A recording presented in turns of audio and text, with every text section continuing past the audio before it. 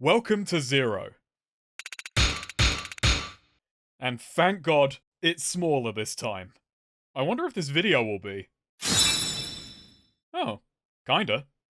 Well, it doesn't matter. What we've lost in size, we've made up for in energy.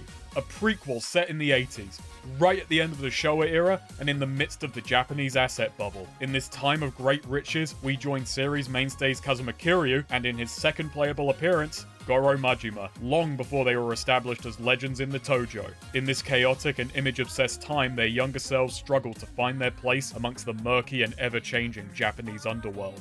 Yakuza 0 was released in 2015 to celebrate the series' 10th anniversary and is the last of the PS3 titles. At this time, we would just be getting Yakuza 5. A couple years later, Sega decided to give the series another punt in the West, porting 0 to the PS4, and it was here that the series finally, truly, took off outside of Asia. And there are many reasons why, so let's touch on a few. The exaggeration of the series' already scattershot tone. People were taken in by how it could be heart-wrenching one moment and gut-busting the next. Clippable moments traveled, giving the game amazing word of mouth. The sheer wealth of content with little competition for time when it came out on the PS4.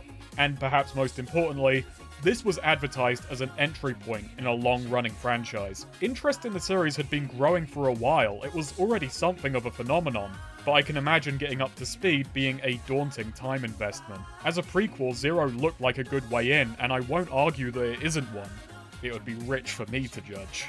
I, for a long time, dismissed prequels in general because I only cared about what comes next. Going backwards in time is far less interesting to me than new stuff. After all, I know certain characters can't die and introduced characters will wane in importance, so I find them harder to invest in.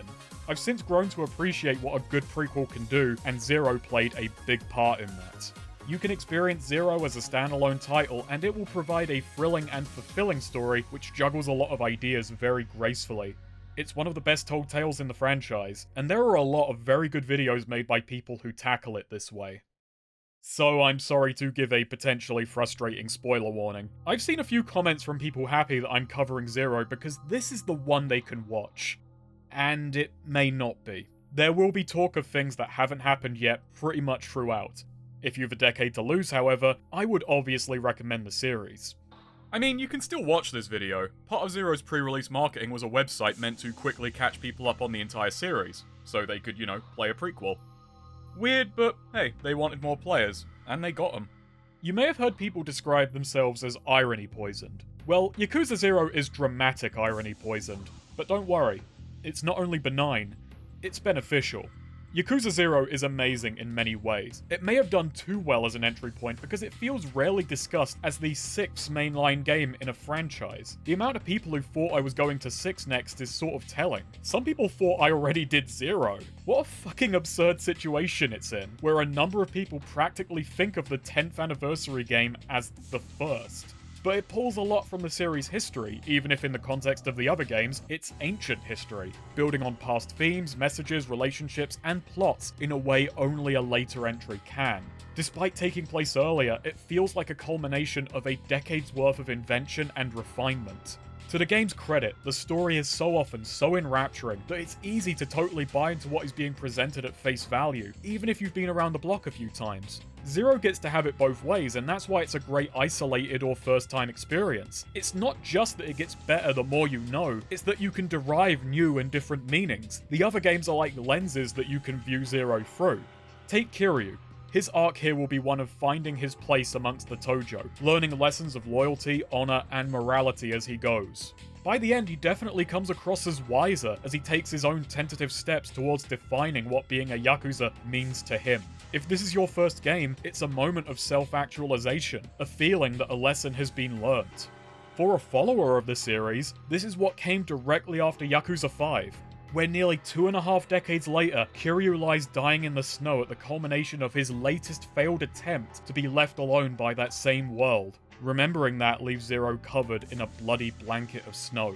And that's the beautiful tragedy of this story. Many of the lessons learned in this game make sense to these people in this moment, but in the grand scheme of things are just replacing one form of naivety for another. We're dealing in unideal ideals. And that's why this video is going to veer between these two lanes. I'm going to talk about how it makes a great first impression, and how it fits as part of a greater whole. Is Zero a valid entry point? Of course. But honestly, I think there are pros and cons to all of them, since while there is connective tissue, each and every story is at the least, in the literal goings-on, self-contained. I mean, I wouldn't advise starting at 6, say, but I also don't really care what you do. I mean, you'd make an interesting case study if you started at 6, at the very least. I'm not going to get on your case because I started at 3, and despite wondering who she is and who these are, I got on with it fine. If you don't start at 1 or 0, you can just pretend all the beatings to Kiryu's head have started taking a toll, because he's clearly had a few.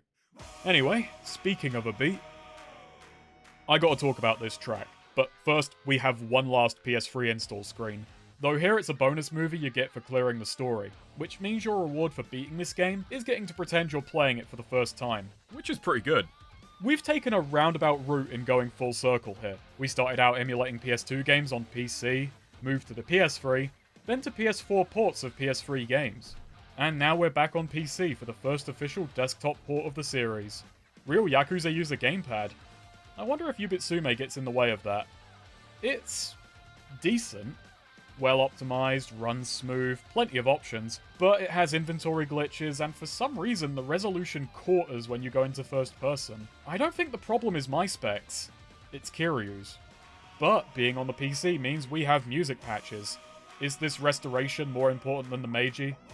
Probably not, I haven't installed it. The English intro cinematic has a good track, it's energetic and emotional, which fits well with Zero's energetic and emotional style.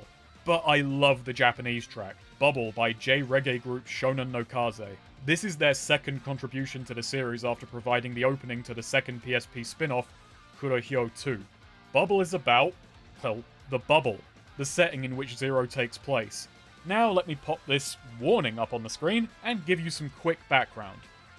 In the 80s in Japan, the devaluing of the dollar against the yen led to panic at the Diem, leading to a reduction of interest rates and a lot of money being lent to get people into owning real estate. This led to the value of land skyrocketing and thus more money being lent to buy more land, and on and on and on, and well, if that doesn't sound sustainable, I've got a spoiler for reality.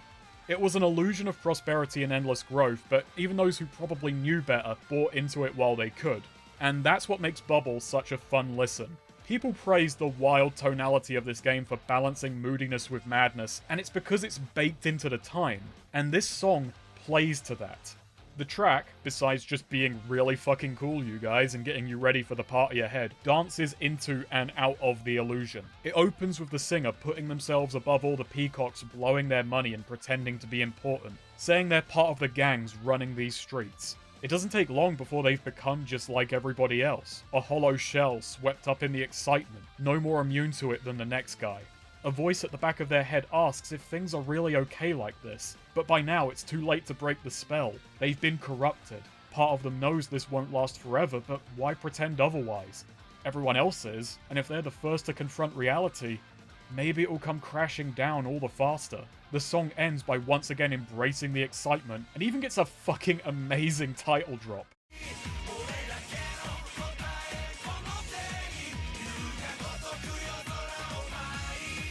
Working Ryoga Gotoku into the lyrics. I said during the main menu of Yakuza 5 that the sooner you can get someone thinking, the better. Zero's is no slouch either, but I could claim that Zero is doing that before we even get there. But then, this song isn't in the version I played, and well, that's the unfortunate reality of international music licensing, especially when you have to replace something which perfectly prefaces the story ahead. That all said, my interpretation of these lyrics is based on me cross-referencing multiple translations and was really an excuse to just listen to Bubble a lot. You've heard how I said Kurohyou and Yakuza. You think I understand Japanese? I depend on smarter people. Shout out to the channel Hisanas for this translation and Kurenai. Oh, fuck it. And I really appreciate the stuff you do on Yakuza Online. So, while the English one is fine, I do think we got a downgrade because Bubble hits on both the tone and intent of the story while being a very exciting listen.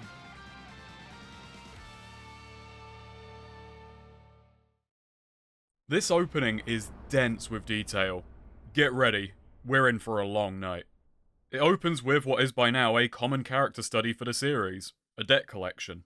It's been used by now to introduce Akiyama, Tanemura, Shinada, and will later be used for Yagami and Ichiban.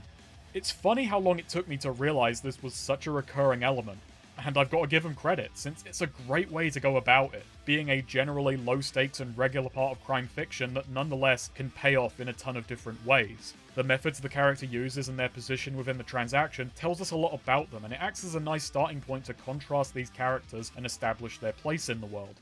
And well, Kiryu himself was introduced the same way back in Yakuza 1. There he has backup in the form of Shinji, a younger Yakuza who respects him. The debtor knows Kiryu by reputation, but he gets a few things wrong. Ah, come on, that's just hearsay. And Kiryu is able to pick through his lies and gives him a chance to hand over the finance peacefully. He's got a rep, he's professional, and he knows the score in and out. This is routine. Here, we have a younger Kiryu, not yet established, and while we can't say whether he gave his mark a chance to avoid a few, well, he's not letting up now that the guy is clearly not a threat. At this stage, Kiryu is brutal, hungry, and a little unaware. Okay, I don't mean clumsy, but I'll get to that. When the guy he knocked over angrily demands an apology as his mates, realizing who they're picking a fight with tell him to stand down, Kiryu glares him into submission. From this, we get that Kiryu is a little better than your average thug right now, lauding his status as Yakuza over ordinary people, a far cry from the patient and courteous man who gives rather than demands respect. I said in Yakuza 5 Kiryu felt like he was regressing to his Yakuza 1 and 2 days without his kids. Well, here he is as one. It's when Kiryu delivers the cash we finally get to see that he isn't totally unthinking and unfeeling, as Kiryu responds to the pontificating loan shark. Yakuzaには誰かを幸せにすることなんてできないんすかね? He reveals a fissure in the facade, that underneath the brutish exterior is someone struggling with uncertainty. His ideals haven't solidified yet, but he binds himself to what beliefs he has, which is reinforced when he turns down an offer of employment, made with promises of a quicker path to bigger riches. Kiryu's rejection of money and display of some uncertainty only earns him condescension from the loan shark. Kiryu doesn't quite fit into this era, and it in turn meets him with resistance. So within 5 minutes, we have a pretty good understanding of who Kiryu is and where his inner conflicts lie, which is good for both longtime players to feel out how different Kiryu is, and as an introduction by itself. It turns out, we owe a lot to Debt Collection. I will say I think this opening oversells Kiryu's differences a little bit too much. The cruelty he displays in this opening set him up to start off as brutal and self-important. It almost feels like he'll need to reconcile the idea that being a Yakuza doesn't mean he has to put on a hard front. While he is certainly more immature and headstrong, later events and especially sub-stories have him being just as understanding and outwardly good-hearted as he maybe shouldn't be yet. While I do love Kiryu's character in this game, he could have stood to be a little less likable near the beginning and grow into it. Him being stubborn and a little naive is hardly something he's going to completely grow out of.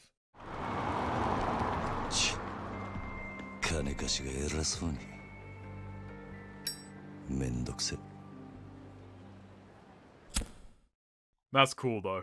So besides Kiryu, Zero also reintroduces Kamurocho as it was in December 1988. As Kiryu clocks off from knocking the guy's block off, he stomps over a paper detailing the Kamurocho 21st Century Redevelopment Plan. This is one of those slick little reveals. It's set up for a central point of the conspiracy to come, alongside being an immediate reveal for regulars. We're standing on the site of the future Millennium Tower. The place where many adventures have a big twist or come to a close is where Kiryu's first big story began.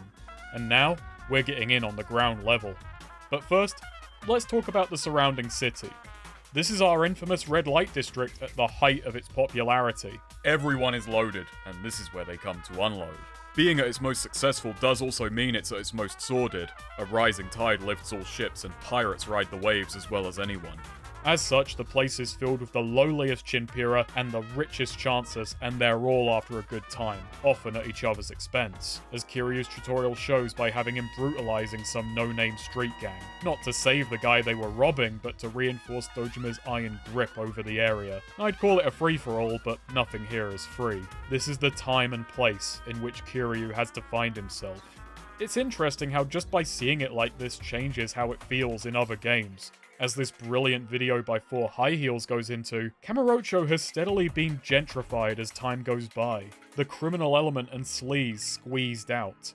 What's funny is that the nicer this place looks, the more it's really been twisted from what it was meant to be and the place which made Kiryu. He hasn't just seen it change, but seen it deprived of its essence. Right now it's seedier, and I'm not just talking about bodily fluids. Zero is the story of how the Millennium Tower came to be, the dirt that it sprouted from and the spilt blood and tears which watered it. And if you really want to get artsy-fartsy about it, after playing this game you can see the Millennium Tower as the beginning of the end. To go back to Bubble for a moment, during one of the song's more doubtful moments, we get these lyrics. And in the dream I saw that day, I was looking down from a skyscraper, but that scenery was so different, though I don't much remember. Zero reveals that all along, we've been seeing a Kamurocho past its prime, and that's really fascinating. This time will come and go, only remembered as a haze by people drunk on power and drink. But hey, we'll get a big bloody building hanging over us, and most hangovers don't end that bizarrely. But for now, we're buzzing. These are the good times, so let 'em roll.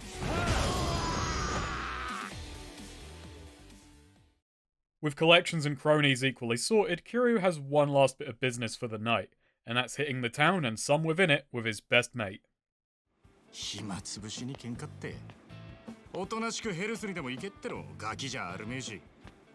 Nishiki, they're shut until 2005.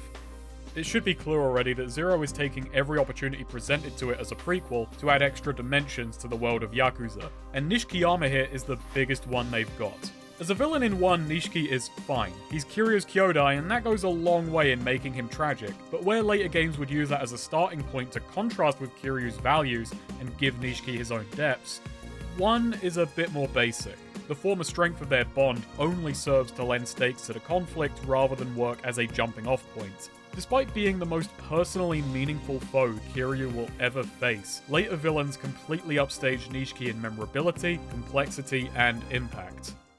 Zero has a whole game to flesh Nishiki out, make his brotherhood with Kiryu meaningful and believable, lend him some contrast, and make what we know is going to happen hit all the harder.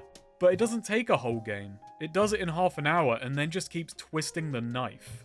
First off, they're heading to a bar, and the patter on the way is just perfect. Something I should make clear, I'm making a big deal out of all these connections that can be drawn on, but the game itself doesn't heavily lean on future events and awkwardly overstate things. All of these elements which hint at the future come across naturally. Everything that's tickling my fan brain is also serving a more immediate and contained narrative utility, being entertaining and moving the story forward. There's a reason this is considered a fine entry point. The Yakuza series doesn't have some grand vision with continuity plotted out for years in either direction. I think the people at RGG Studios just have a knack for seizing on narrative opportunities when they present themselves, and they very rarely trip over the larger story. Not to mention they do this without losing focus on the current narrative. This is just two friends on a night out, shooting the shit and flowing from topic to topic and place to place. Their dialogue implies their long history, and they rib, pick at, and encourage each other in ways that only really close friends can. We've seen Kiryu get on with a lot of people over the course of the franchise, but those relationships always have some degree of distance or formality, mostly because Kiryu is naturally reserved and not very outspoken. Precious few people can get Kiryu to engage in small talk, and the fact that Nishiki is one of them says a lot. So what's going on? Well, Crime Dad Kazuma is in jail until New Year, and Nishiki is urging Kiryu to maybe step out of his shadow a little. The two also wonder why, despite being raised by Kazuma, he had them placed in the Dojima family instead of his own. They figure he has to have his reasons, and besides, the Dojima are higher up the Tojo ladder, so maybe he rung in a favour. Guy is Dojima's captain after all. For now, the contrast between Nishiki and Kiryu comes from this. Both are newly minted Yakuza, a couple years into their oaths and hungry to climb the ranks. While Kiryu rubs against it, Nishikiyama is perfectly at home in this boom and bust time. He has a fancy car, every hostess in town knows him, and while he is their piggy bank, he's also piggybacking off them. Ika, 組の上にいる兄貴たちは基本的に女にモテない。だから兄貴たちと飲むときいろんな女連れてくと、それだけで小遣いくれるし、俺の組での覚えもめでたくなる。Not to mention, he has his ear to the ground for what's hot and what's not, which leads to some idle chatter. そのうち俺ら二人8匹でコンサート行ってたりして。お互い想像したくねえ姿だ。だな。He wants to look as flash as possible and catch the eyes of the higher-ups. Meanwhile, Kiryu is the exact opposite. He's modeled himself after how he sees Kazuma, a stalwart professional, straightforward and effective. He does what he's asked and doesn't try to stand out. Nishiki points out that the reason Kazuma can get away with being plain and simple is that he's already at the top. But Kiryu doesn't want to stray from the man he feels he owes a debt to. For now, this is innocent. Come the opening of Yakuza 1, and this contrast has turned to conflict, as Nishiki's ambitious, active attempts to be a suave social climber have only had him fall behind his more straight-laced and reserved brother. Zero is really clever in how it creates this contrast in a way where it lets one really bring it to a boil, rather than just splash it in our face right now. And back to the present, despite all the jokes at Kazuma's expense. いや、もしかしたらおめえは今のままでいいのかもな。The two do respect each other. They're a couple of young punks trying to figure the world out. They want to rise the ranks together, whatever the method. It's style versus substance. Ironic considering how much substance Zero gives Nishikiyama. Underneath his shallow exterior is a loyal brother to Kiryu, and someone true to his own ideals, as the story will get into. Serious talk over, they hit up some karaoke and, look, I'm sorry, but there is a right and wrong choice here, so please use sound judgment. If you pick Bakamitai now, your playthrough is invalid. Why? Well, it's because Nishiki doesn't appear in that one. I have no idea why this guy is replacing Kashiwagi until Chapter 2, but there's another reason besides. Just fucking look at them. This is how Kiryu sees himself and Nishiki. I love it. Underneath the stony facade, Kiryu is a fucking child. This is his idea of cool. And mine.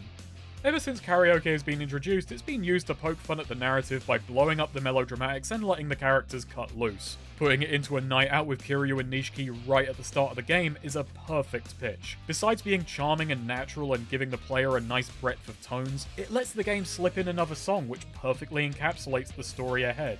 Though this one survived localization. Judgment is a song about youthful rebellion and being incorruptible. It's about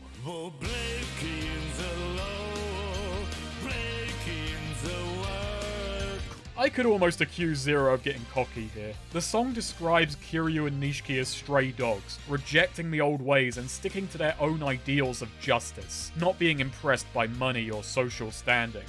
One fun detail is the reference to the 6 codes, the standard legal documents across Asia. So this is a song about breaking the law, not the Yakuza one. More Jingu, less Jingy. Of course it's going to be flipped as Kiryu rebels against an opposite but equally corrupt system. That's what's so fun and dorky about it, it's ramshackle. Like, this just happens to be a song Kiryu really enjoys and hey, it works for him. Which makes it feel more real in an in-world sense and a bit less contrived.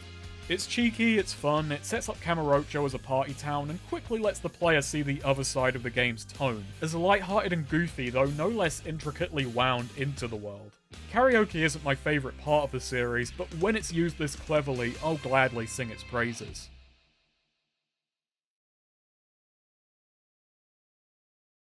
Things wind down with the two heading to a spot even more important than the future Millennium Tower, Tengoku-ken.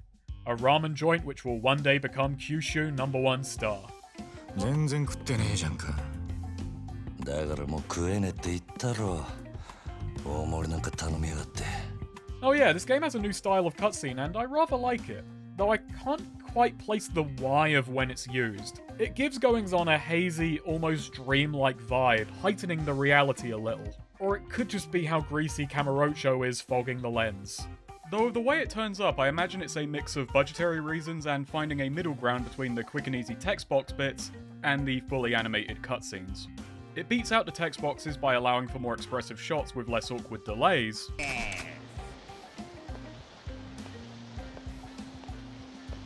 but can't do motion. The series has a lot of story and not a ton of money or time, and by now it's sort of charming. The cutscene styles almost work like emphasis, giving different moments differing amounts of weight. And this style does work well for kicking off the story proper. Since as dawn breaks, so does troubling news.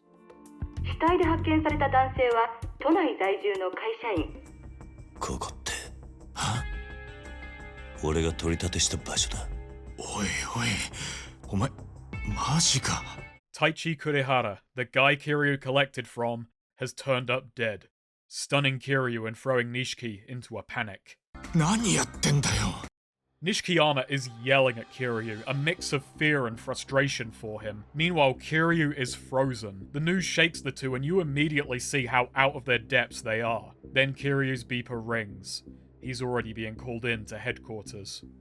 That's where this new cutscene style really works. One of those really stressful moments where the world feels out of focus and everything is hitting you all at once. This isn't always where it's used, just where I like it most.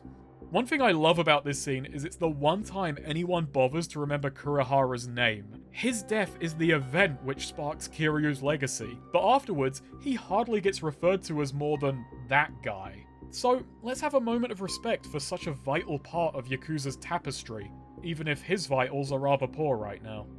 The world resumes and Nishiki says he's going to go and get some advice to try and noodle their way out of this. He's not only worried for Kiryu. Since Kazuma brought him in, this could create trouble for the old man, especially with rumours circulating that one of the lieutenants in the Dojima clan is the reason he's currently in the clink. And now if one of his boys he's brought in has bumped a bloke off, well, it's a bit of a bugger and could be used against him. Kiryu catches a ride to Dojima Family HQ, and this is another one of those amusingly layered moments. In the here and now, it makes Kiryu look small before the Dojima and raises the tension. But well, their office is a lot less impressive in 95, so this one shot manages to be daunting, exciting, and kind of funny. Yeah, it's solid brick and mortar, but I can't wait to see Kiryu torpedo the joint. I hope they know a good real estate guy. He's brought before Dojima's three lieutenants. The brash and domineering Daisaku Kuze, the jovial and smug Hiroki Awano, and Shibs, who keeps things simple. From the moment Kiryu walks into the room, their personalities are perfectly established just by the way they sit, which besides being a really efficient and characterful bit of establishing, is a nice little hint towards how engineered this whole situation is. They're on Kiryu over what's-his-name's death immediately, and the way they each handle the interrogation sets up their characters and roles in the Dojima further. Kuze is the muscle, and as such, doggedly attacks Kiryu, barking at him whenever he feels he's being misled. Awano handles extortion. He's a bit more slick, trying to trip Kiryu up with jokes and making light of the situation before turning up the heat. Shibusawa handles logistics. His family are the pencil pushers, no funny business. He lets his brothers take the lead and sticks to the facts. He says something that seems innocuous, for now at least. それにチャカはどこで手に入れた? The news that the guy was ventilated also gives Kiryu an opening, but then they just change tact. It doesn't actually matter if he's being set up since he still has to take the fall. And there's another matter. おいギリュウ、お前よりによってなんであの場所でやったんだよ。え? Seemingly indifferent to whether Kiryu hears this, they start discussing how it will impact an ongoing project, and the location of the murder is the real issue here. It looks like Nishiki has it right. まさか風間の頭の指示ってわけじゃねえよな。They're angling for Kazuma here and Kiryu isn't biting. Eventually, Kuze ushers the other two out of the room and explains the situation directly. Dojima wants that land, so hey, a dead guy winding up there makes getting it a fair bit harder. And while Kuze starts believing that Kiryu is ignorant of, well, two plots now. その顔色じゃ何にも知りませんでしたって感じだな。He still seems to suspect Kazuma's hand in this, especially since it's likely whoever gets that plot will be taking his position as captain. These three crime uncles will be our primary antagonists for much of the game, and I find each of them really entertaining. This introductory scene does an amazing job setting them up, while also raising suspicions about them and the mystery. They're all built on familiar archetypes, but before long the game starts building on top of them. Plus, it is clear from minute one they're not quite as united as they seem. And especially on a replay, you can see little traces of foreshadowing not just in what they say, but why they say what they do. Kiryu's pleas of innocence, now mostly being done to protect Kazuma, fall on deaf ears. そういうことは殺には今日中に実施しろよ。それと縁故詰めとけや。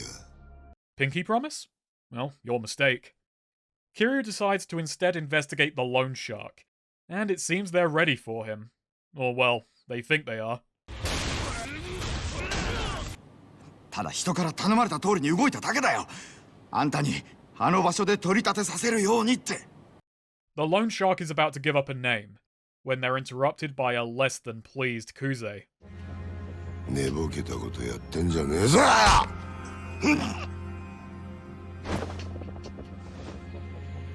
現役の頃はガキのしつけなんざ一発で済んだんだがよ。So he'll be our first major antagonist as he once again asks to be left alone with Kiryu. But this time, he tries to cut him a deal. Turn against Kazuma, and Kuze will assure him a strong future in the Dojima family. All he has to do is get some info out of Dad. やっぱりあんたが俺をはめたんだな。さあな。Hey, hey, hey. Playing coy is Nishiki's game. Kuze's attempts to beguile Kiryu fall flat. His loyalty to Kazuma is absolute, and Kiryu puts him down for failing to understand that. あんた賢いつもりで立ち回ってるんだろうが、全然器じゃねえよ。何？ The charm offensive having failed, Kuze drops the charm, and Kiryu says a line that will define their rivalry for the rest of the game. 覚悟ならありますよ。それが極道ってもんでしょうが。Kiryu really does embody the saying, "You can't cheat an honest man." To bring it back to the bubble and people buying into the illusion, that's how Zero handles its characters. Everyone has hidden layers. Everyone is putting up a front. Kuze just pulled down his mask for a moment when it failed to get him what he wanted. I love how that idea is threaded into every character we meet along the way. Kiryu stands against that, and that's part of the thrill of his character. He's the last honest man, and his principles scare his principles. Starting with the loan shark and now the 3 lieutenants, this is a world where everyone is full of shit, and if you want a clear conscience, you're going to stand out. How wonderfully ironic. Speaking of, our Kyodai gives us a call, and Kiryu comes by the Kazuma family office. And Kashiwagi's eating cold noodles, that's a hell of a pull. They remembered their optional one-off dialogue. It's great to see the absolute lad once again besides. Zero does give us a bit more about him. Being Kazuma's right-hand man means he may as well be Mystic, since he has pieced things together, what they accused Kiryu of and exactly what Kuze did next. Only reason the man loves cold noodles is to keep that noggin from overheating. But what I find really funny is that they use the opportunity of bringing him back to mostly reveal that he's exactly as straightforward as he came across. He's a no-nonsense mentor figure to these two who speaks directly and plainly. He has a stern older brother vibe about him, and there may be a bit more to him than that besides, but for now, he's filling them in on the empty lot. Dojima has had his men in a race to vacate tenants from the area so that he can buy and bundle up all the properties as a big redevelopment package. Without owning this central bit of land, the others are all useless. Only issue, no one knows where the owner of the empty lot is, except for maybe Kazuma. Kiryu, feeling cornered, reveals his plan. 俺の不始末は俺一人でけじめつけます。おやっさんに責任がいかないようにするにはもうこの手しか残ってねえ。 Since he can't figure out who framed him from within the clan without putting Dad in further jeopardy, he's going to go to Dojima and terminate his oath to the Yakuza, then investigate from the outside, somehow putting pressure on Kuze to reveal the killer. Nishikiyama sees a few holes in that plan, which may lead to a few in Kiryu. 最悪。殺されんぞ。それにまだ殺されると決まったわけじゃねえ。 I love how that's Kiryu's argument. He really is a young idiot at this point. ふざけんなって。お前、やけになってるだけじゃねえか。うるせえ。 From this, we learn that Kashiwagi wears his heart on his sleeve.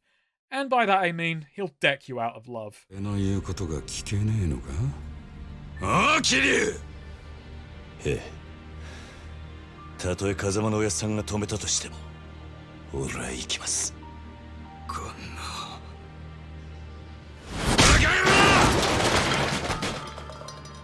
That line is wonderfully tragic considering he would, and he is. Kiryu tells Nishiki to get the car. He's going to retire if it kills him.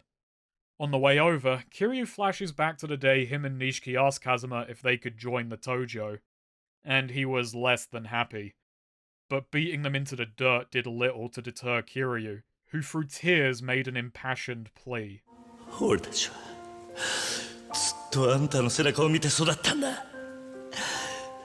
いい車乗って肩で風切って周りの人間に頭下げられて、俺たちがそう思っちゃいけねえのかよ。夢を見ることも許されねえってのか。I honestly find this scene really funny. Kiryu making such a passionate case and crying to the heavens over something so superficial is amusing, but I won't pretend it doesn't make sense for an orphan teenager who sees how successful and cool Crime Dad is, especially with how orphans in Japan really draw the short end of the stick. And like I mentioned in Yakuza 5, Kiryu is a man who is devoted to his kids. He wanted them happy and healthy and to have a real shot at life. We'll learn Kiryu may have had this opportunity, but he couldn't give up on the Yakuza, at first lured in by ideas of wealth and respect, and then in time an honor-bound obligation to the clan. This is something easily pieced together just through Kiryu's history, but it does put how he ran Morning Glory in a new context, and especially near the beginning of 3, adds to why he would be terrified of his kids being near the Yakuza, besides the obvious. Luckily for him, the local mobsters turned out to be a clown gang while Kiryu dressed like a ringleader. Kazuma wanted to protect these kids from his world, but the way he carried himself made it look enticing and respectable, not these jokers. I find it kind of sweet that, even if it isn't intentional, Kiryu did learn from his example, plus I really like how this scene closes out.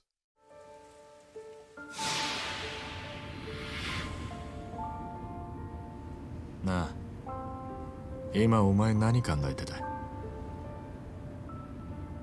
何もぼーっとしてただけだ。俺はよ、いつだったかおやっさんに殴られていた時のことを思い出してた。俺たちがこの道に入る前の晩だったよな、確か。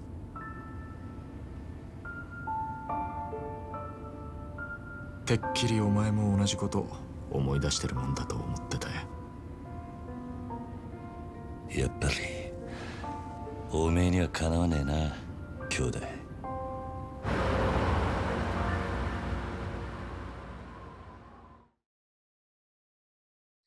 Kiryu returns to headquarters to leave the clan, and I'm sure the subject heading tells you how well that goes. せいぜい器用にやってみるさ。お前にそんな真似ができるのかよ。He tries to get a meeting with Dojima, but is stopped by Kuze acting like a stodgy secretary. ああ、残念だったな。土曜の8時じゃダメだ。親父のお気に入りのテレビの時間なんでな。円弧も詰めてねえじゃねえか。With a room full of goons and a fistful of fingers, he beats Kiryu while trying to quietly coerce him into taking the deal. He refuses to budge, and when both of them realize they're not getting what they want, Kiryu pulls a real big brain move. 組を勝手に殺すのか。てめえは組み抜けたんだろうが。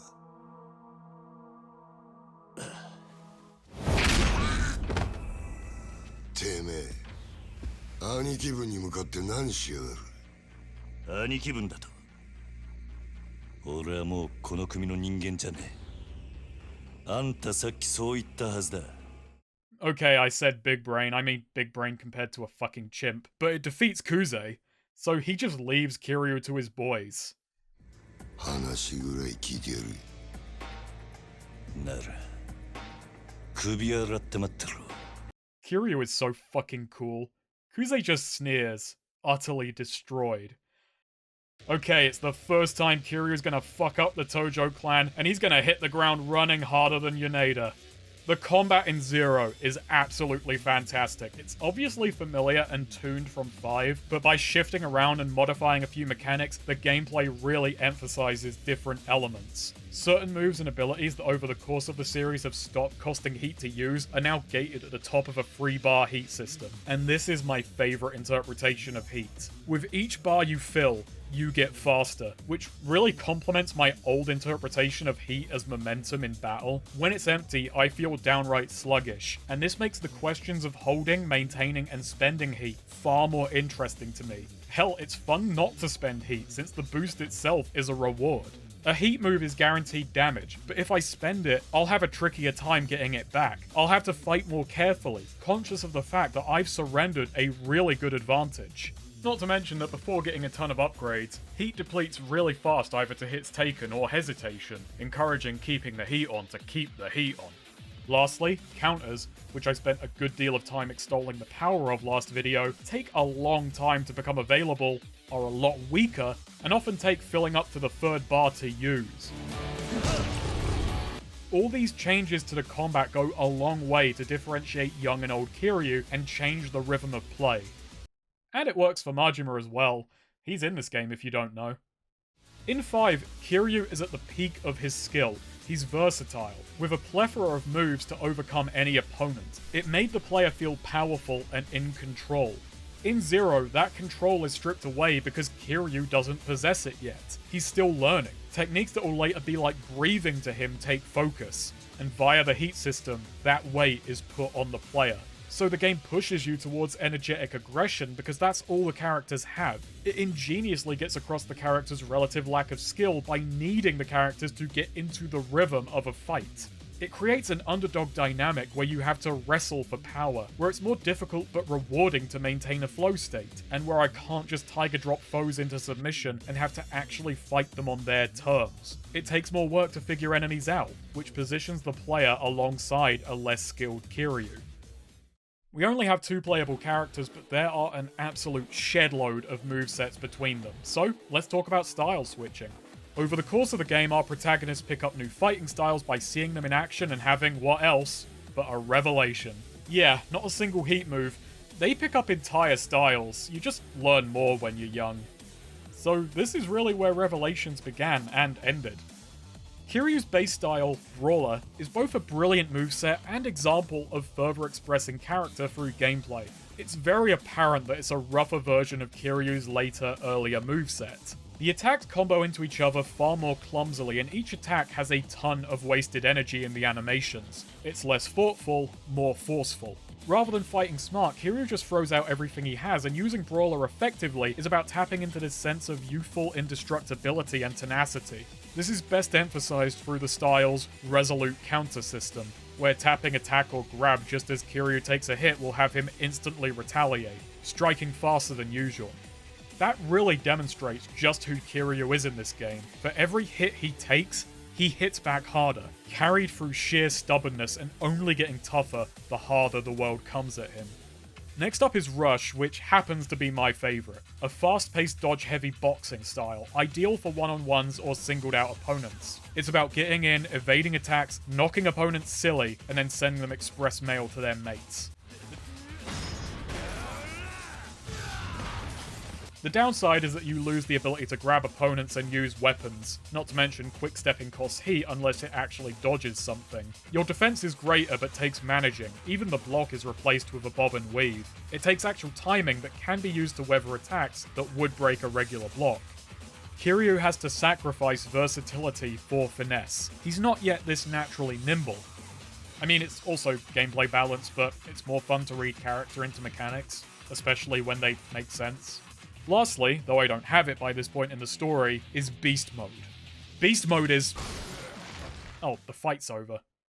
Here, you surrender mobility and defense for extreme damage and crowd control. You will take hits in this mode. The block is omnidirectional, but it's just damage reduction. Beast is about trading health for power, but by God, it's a lot of power. More than living up to its name, Kiryu feels like a wild animal, as he goes about automatically grabbing and swinging objects around, then he starts tossing opponents like ragdolls, and this move is just him being a fucking gorilla. Another thing this game changes is the battle track is style dependent, at least during random battles, which has the nice touch of matching the rhythm of combat to what you're doing.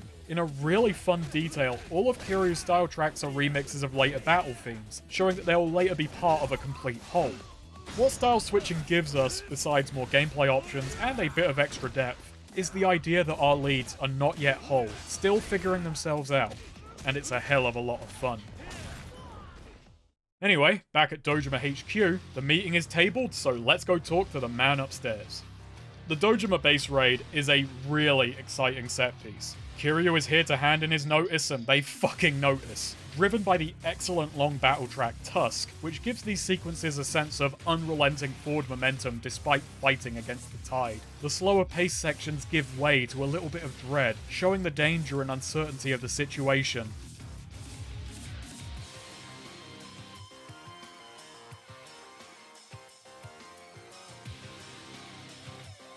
Then the track remembers who you're playing as, and it picks right back up. One thought at the back of my mind which gives me so much joy during this is, well, Kiryu isn't a known quantity yet. This isn't Yakuza 4 or 5's fill a skyscraper with goons and just hope he'll be a bit tired at the end. Kuze doesn't understand what he just unleashed inside the building, and no one save Kazuma expects this no-name punk kid to be this stubborn. I like being part of the dramatic irony. God, I adore how fucking stupid Kiryu is. If I saw that, I'd piss myself. Something funny, I remembered Yakuza 0 being a relatively easy game, so I popped it on hard and got humbled quite a bit. My rule of only using health drinks I find during each stage has been made a bit harder by the enemies fucking drinking all of them. Another great part of the sequence is Yoneda, this guy. He's a recurring mini-boss and adds a bit of comedy and challenge into the mix. Kiryu beats him up 5 times. He just keeps coming back, creating an amusing little narrative throughout the sequence. Yoneda refuses to accept defeat from this upstart little shit, which culminates with Kiryu getting so sick of him that this happens.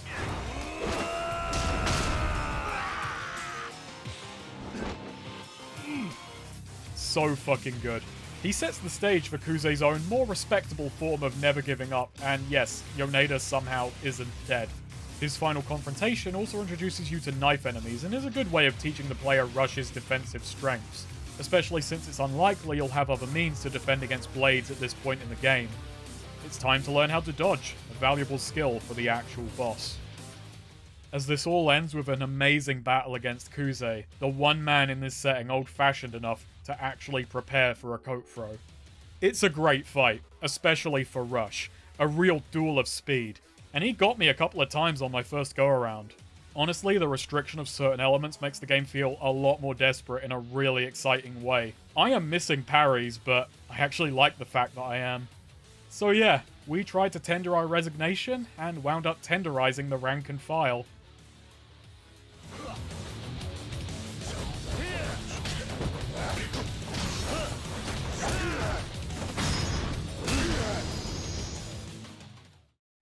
With Kuze defeated, out steps the big man. So hey, what does he think? 取り立てで相手ぶっ殺しちまったそうだな。バカな真似しやがって。Yeah, well, you're dead in the future. Kuze tries to stop Kiryu from talking to the boss, but to no avail, with his 2 brothers even ratting him out. 俺はしてません。親父に向かって嘘はよくねえな。兄弟。桐生はもう組を抜けた人間だ。それを殺すのに親父の許しはいらない。They even keep taunting him as the board is brought out, and he has to pay for his insubordination in blood. よーく見とけよ。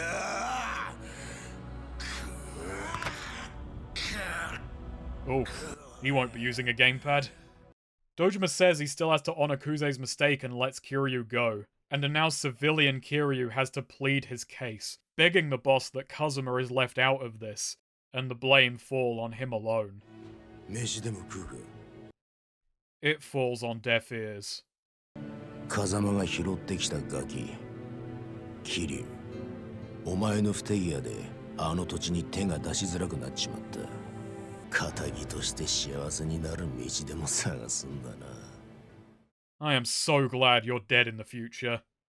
Kiryu makes his way back to Kamurocho, where he falls to his knees in defeat. All that effort and it just made the situation worse.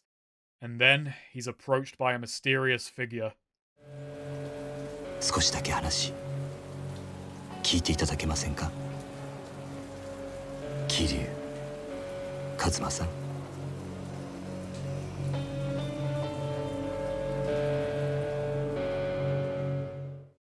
And thus ends Chapter 1 of 17.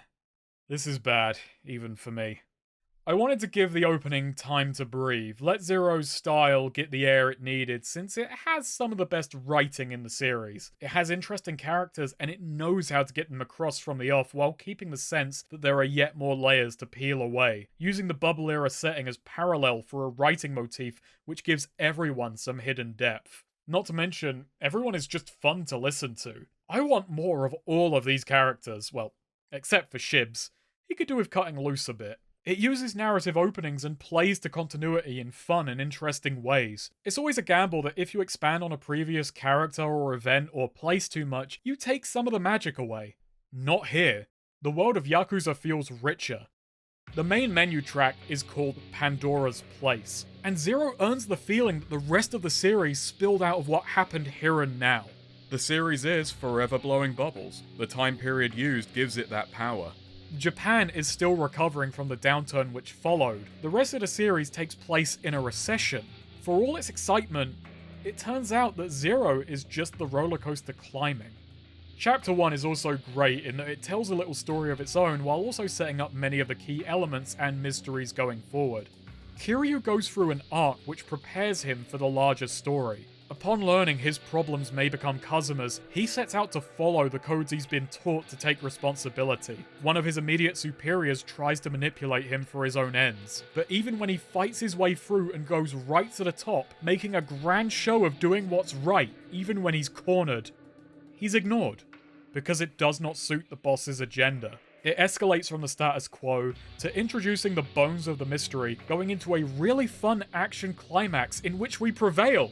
But Kiryu loses his innocence, getting his first taste of how unjust his world truly is. That the codes which seem built to keep the Yakuza in check turn out to only exist to keep the rank and file confined while the higher-ups can flaunt them as they please.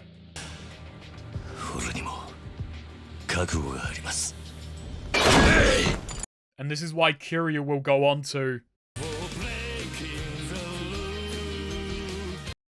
do that. Chapter 1 is a nice little self-contained story which breaks the seal on Kiryu, and it just so happens to go into one of the best narratives in the whole series.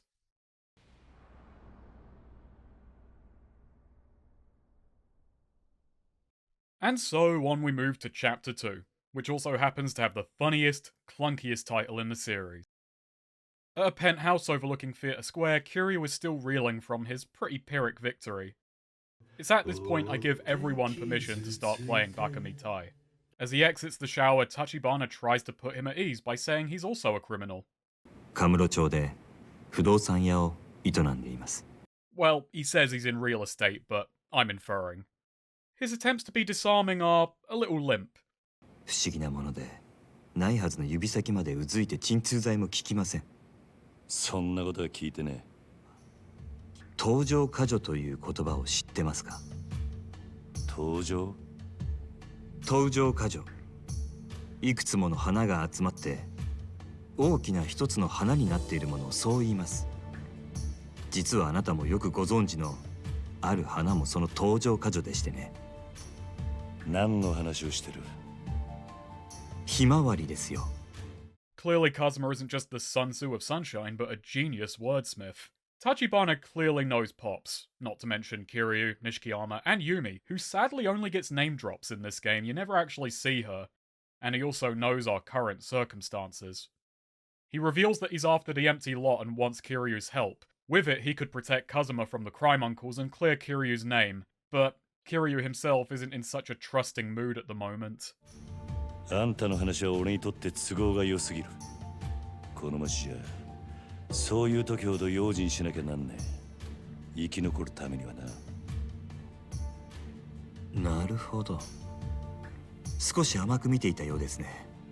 Having failed to win Kiryu over, he hand him a business card in the hopes he'll reconsider. We go tell Nishikiyama that we're not dead and they decide to meet up later and exchange information.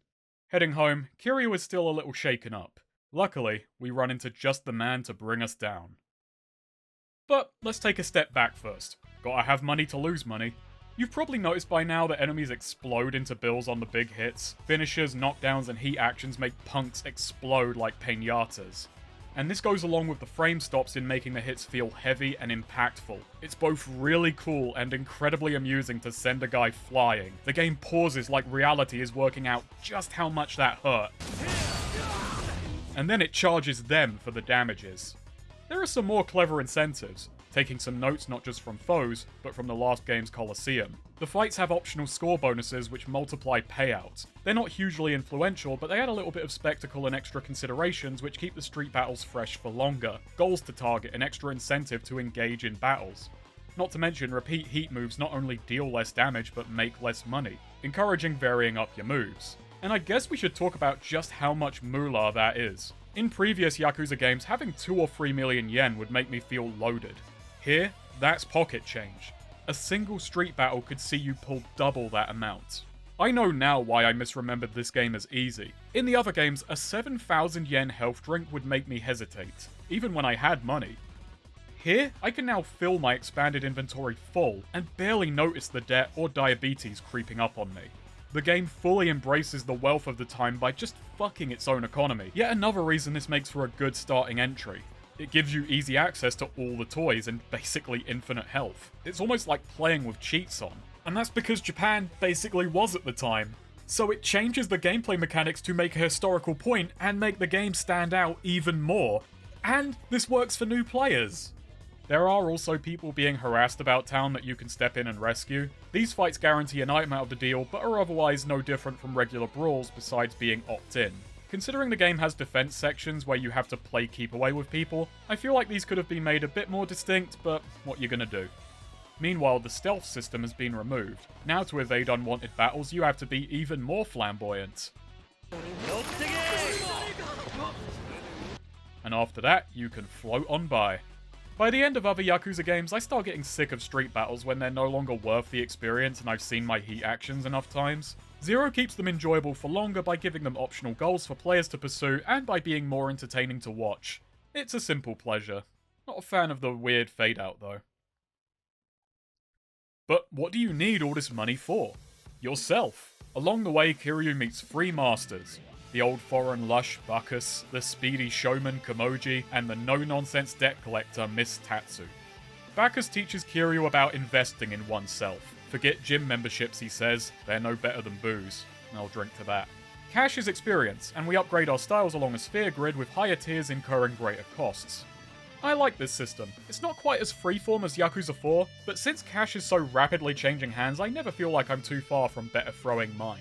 It works with the character's youth and the excess of the era, making the gameplay feel faster and like these younger people are developing at a faster rate than their older selves.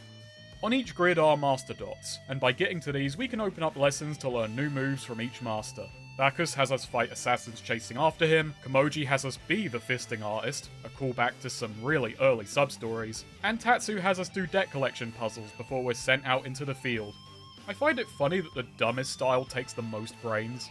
Really makes you think. I'm sort of mixed on the masters themselves this time around. They have amusing personalities, but far less plot. Yakuza 4 and 5 gave their masters a little bit of story to tie them into the world and vary up the lessons a little, which happens far less here. They're a lot more static and repetitive in both play and punchline. They are at least another factor tied into the money game, as both Kamoji and Tatsu offer ways to make a bit of extra cash, which makes a nice little loop, getting you closer to your next dot. Anyway, I feel like I'm forgetting someone. Alright, you're up. Mr. Shakedown is a great addition. A highly dangerous boss enemy who isn't after you, but your wallet. Leaving you brassic before this Jurassic-sized threat. Another reason I get tired of street battles in each entry is they quickly lose any sense of risk. Shakedown remains a threat not only because of his raw power, but because of what he's targeting. I love how he roams the map, adding a constant tension to the downtime and a little narrative between himself and the player. Sometimes he's in an awkward spot or you're not in the best state to fight him. You have to run and hide or else take a diversion to get where you're going. It's that little bit of amusing inconvenience which makes for a memorable obstacle. And I, at least at first, loved fighting the Shakedowns. Their moveset is incredibly simple. The most complex aspect of it is how he can trick you out with the length of his combo given the lengthy pause between each attack. But that's what's so clever about it. He's actually easy if you stay calm and chip away at his health. What he does is punish greed. If you get antsy and try to go too fast, you'll fall into his attacks. So just stay calm, right? Well, it's a long, tense, drawn-out battle. It's always in the back of the player's mind that a single mistake can undo all of your work. The urge to rush and get things done grows with your wallet. And at any moment, he can do you a bank rupture. This is heightened by the diminishing payout of repeated heat moves. If you want to get even more out of him, you also have to get inventive, and trying to shepherd this great beast into certain heat moves is very dangerous, making for a risky investment. But even if you're defeated, that isn't the end. He'll keep whatever money you lose to him, at least for a time. And with certain upgrades, you'll get a return on investment, so you can pump money into Shakedown stocks before getting a big return on investment. Or maybe wait for the market to slump before pulling out. I love all these little elements of strategy which can be applied to Shakedown. The combat has flow, but the way money ties so many systems together is downright liquid. The Shakedown concept has been carried forward into later games, but I don't feel it's been done half as well. Shakedown works because he's a mechanical extension on the theme of money and greed. Later games aren't quite as cohesive, and so it feels relatively shallow, nothing more than a strong enemy. Though I should point out that Shakedown himself loses his luster and goes from grand to bland. In the long run, his simplicity does work against him, though when you get certain equipment and weapons, you can just start hunting the elusive Kamurocho and Kansai Orochi with little danger. So even when he's boring, he's at the least useful.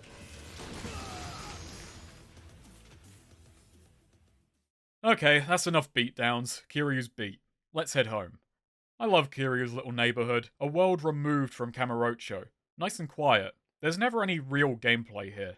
Nishiki comes around and there's more bad news. The loan shark has turned up dead, and it looks like trying to take Kuze head on is a quick way to join him. With nothing else to go on, Kiryu asks Nishiki if he's heard of Tachibana Real Estate, and he's got bits and pieces.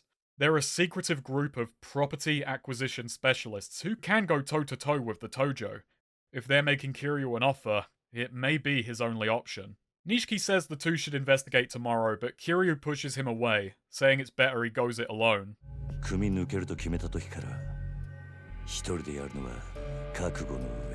Kiryu has good intentions, but it's pretty obvious Nishiki doesn't like being unable to step in. The next morning, we're back in the city to uncover what we can about this mysterious real estate firm. After the first chapter had us on rails for much of the runtime, it's nice to completely shift gears and throw us into the city without any direction, an excuse to explore and learn the lay of the land, with an objective which requires the player to pay some attention to their surroundings. It's a shrewd bit of pacing. And speaking of pacing,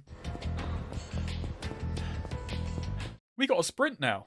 This feature will remain in later entries. It's not just that Kiryu's lungs haven't completely tarred yet. Actually, just roaming about Kamurocho feels livelier, more tight-knit and cozy. There's music blaring out of the clubs and arcades, the street girls recognize and call out to Kiryu, trash litters the streets and will for some time yet, because when it's ever cleaned up, that means the party's over. We learn that the Yakuza are struggling to find Tachibana since he has seemingly paid off all the informants about town. Meanwhile, a couple of businessmen are taking in their new location, a place Tachibana managed to shuffle all the old tenants from. They mention a place behind Theatre Square where another victim of the firm got relocated to. It's here we find the owner of Cafe Blend making a racket with the Yakuza who failed to enforce his. Its previous location was under Tojo protection, and they could not keep Tachi from having his way. To further humiliate this desperate goon, Kiryu walks up and just starts talking past him, then seemingly gets confused when he's pissed off by it. It's one of my favourite small interactions because it's such an awkward car crash of a conversation. It doesn't seem like it's trying to be funny, it's just Kiryu being the least socially aware he's ever been outside of a sub-story. We learn more about how Tachibana operates. They knew every last detail about the guy, no threat even had to be made explicit. And all he knows about them in turn is the building they're currently emptying. So Kiryu comes to a joint surrounded by homeless.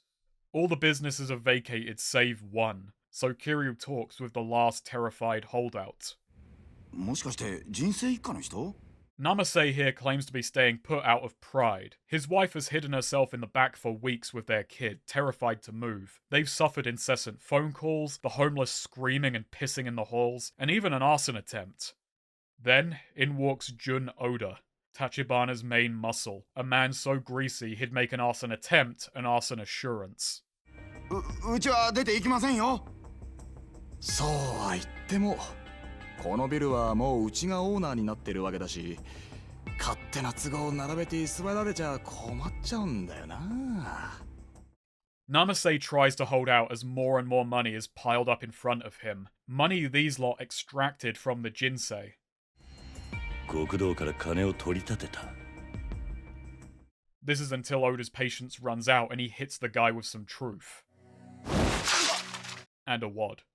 見えすぎた芝居しやがって。金の問題じゃなかったら何の問題だ。こら! Kiryu steps in to defend Namase and gets some words of wisdom.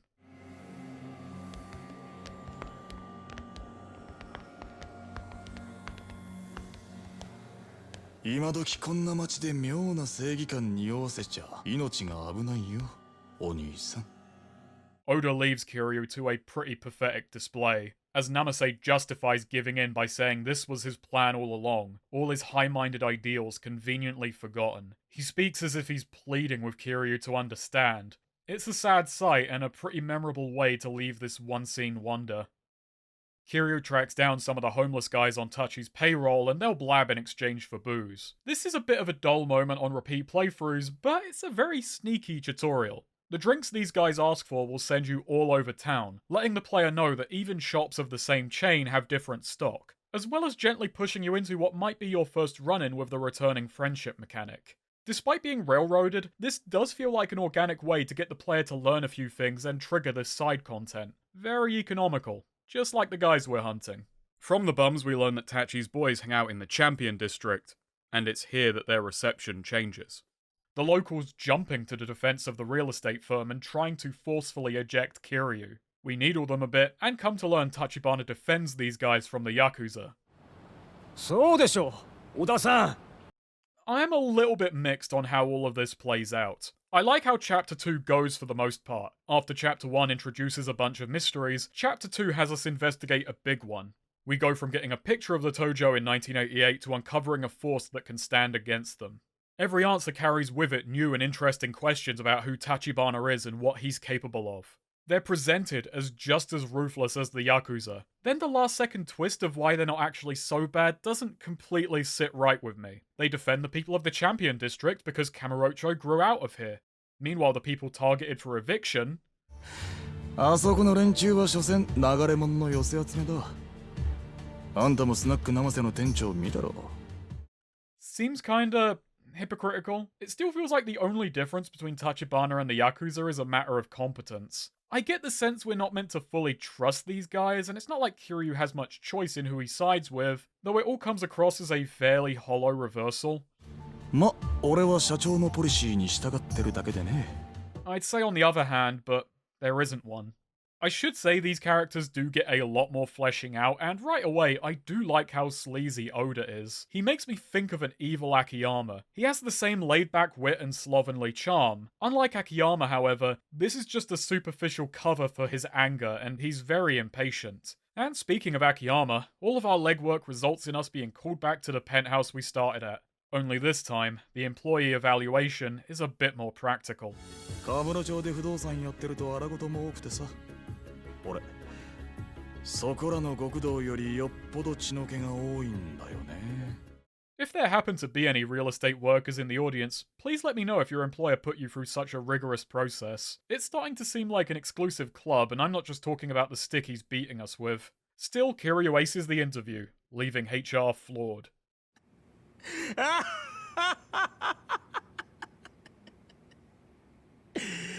嘘だろ。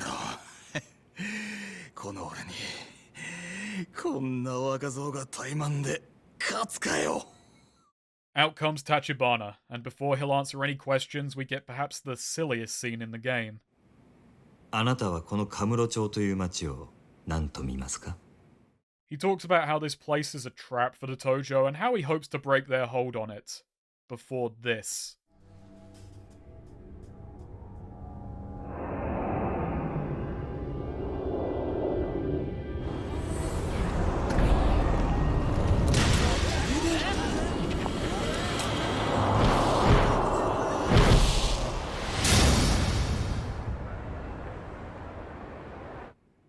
金は力。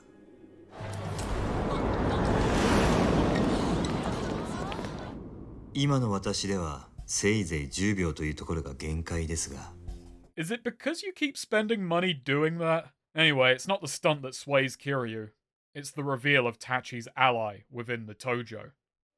風間慎太郎です。Kazuma sought Tachi out 6 months ago. Everything that has happened so far is more or less going as he predicted back then. He wants Tachibana to acquire the empty lot as part of some grander design which will benefit the both of them, and he wanted Tachi and Kiryu working together. なんで今ウエスさんは無所に入ってるんだ。それすらも風間さんの計画のうちではないかと。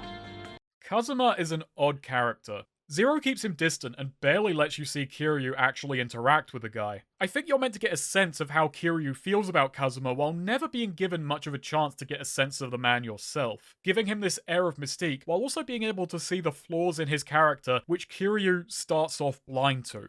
It's an interesting route for a prequel to take, not to sharpen details on a character, but actually make them more murky. I like it for the most part. It's really funny seeing all of the other characters pretty sure that Kazuma has them outwitted while he's sat in a jail cell. The tactician of Tenkaichi has rendered them so paranoid, they're worried anything they do is playing into his hands. And the way the game portrays him, he's such a mega genius that he likely accounted for that paranoia to only predict them better.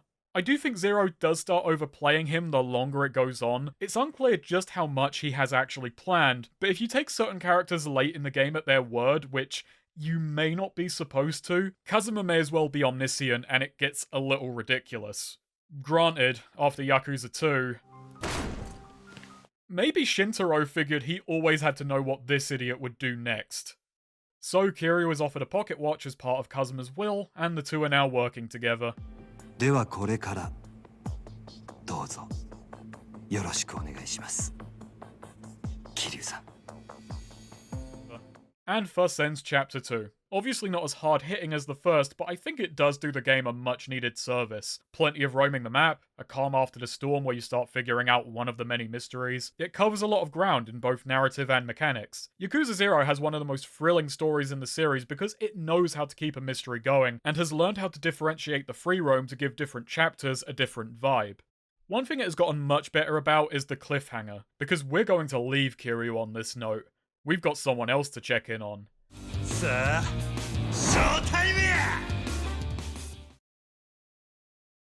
Hey, I'm putting this on the end of the first part to just act as an update and let me get some thoughts down while the credits fly by. I am so appreciative to the patience of all my patrons and really everyone who watches my Yakuza videos. Just like Yakuza 5, this video is in parts, and patrons will only be charged once when the thing is done. I still don't want to charge multiple times for a series only covering one game. If you feel a need to tip, which you shouldn't, then I'll probably put a link if I remember to. I always forget to. While I think I'm only saying this to myself because everyone has been very patient and told me to take my time, I really do wish I'd gotten more done this year. I made a post back in, I think, February now, talking about all the videos I want to make, and I still want to make those. That hasn't changed. I've got some stuff I'm really excited to delve into.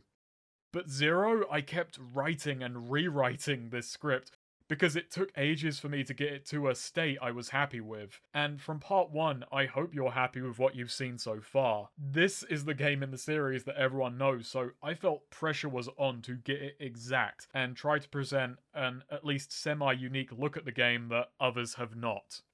I feel like this has been one of my hardest scripts to write, and especially in rewatching cutscenes during editing and seeing how much these cutscenes go over and tackle, I felt like, oh god, are they going to know I'm saving certain topics for later? Just trust that I am. I've got a lot to say, and I have to hold back to have stuff for the end of the video.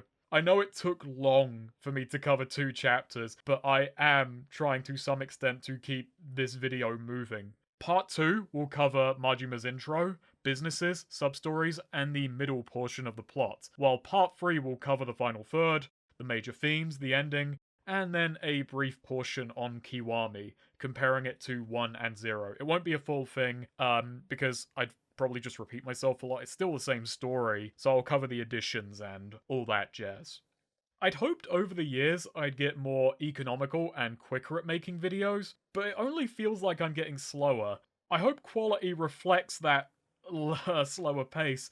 But I'm gonna try, and I'm looking forward to making things that are a bit breezier after this. I want this channel to have a laid-back vibe, and I want to have a sort of laid-back process. I'll always stress about videos to some extent and try to make them as good as I can, because I want them to be in that state. I want to make videos that you can watch multiple times, and there will be bits of wordplay and inserts that you may not have caught the first time around. But I'm gonna try and focus on getting things done down the line, just for my sake and hopefully everyone else's. Maybe that'll backfire, I don't know. Oh, one thing I want to go over just for myself, the sponsorship I did on the April Fool's video. There will never be a sponsorship in a playing video. I may occasionally do a small side video and do a sponsorship on them, but I have a certain pride with the playing videos that I don't want to sully them with a sponsorship. I was very cagey about the one I did take. I did it so that I could give the money to my mother so she could get a veranda for her caravan, which she just did. She has a caravan, she holidays out in 1 month of the year. She's actually down there right now, and I'm gonna join her for a few days next month just to have a few days in the sun. So that should be nice, and then I'll be back, and I want to get part 2 out for June, and then part 3 out for July, and get the other videos out. I want to, do a portion or two of Yakuza 0 a day, and then do some recording, because I am most of the way through a campaign of Brigade, and I've got a lot of notes on pure ownage. And speaking of other things I've been doing, I have started streaming on Twitch. This isn't why the videos are slower. I only put in 2 or 3 hours a week, mostly on Sundays. I've been doing a run-through of Mass Effect, where we alternate Paragon and Renegade every choice, just to see what happens, and having the most fucked up looking Shepard in existence. And we've been doing an ex-Commanderless campaign, and it's been a lot of fun. I'd call it a chill time, but I spend most of it laughing and thinking I'm going to have a heart attack. So if the ex-Commanderless video left you wanting, there is an ongoing campaign now. I will link the VOD channel in the description, and you can probably find my Twitch. Maybe I should link that. I think YouTube screws you if you do that, but I think YouTube's already screwed me relentlessly, so what's a drop in the bucket? Anyway, I hope to have part 2 out in June, as I said, so yeah, goodbye. I've been told I'm bad at ending things.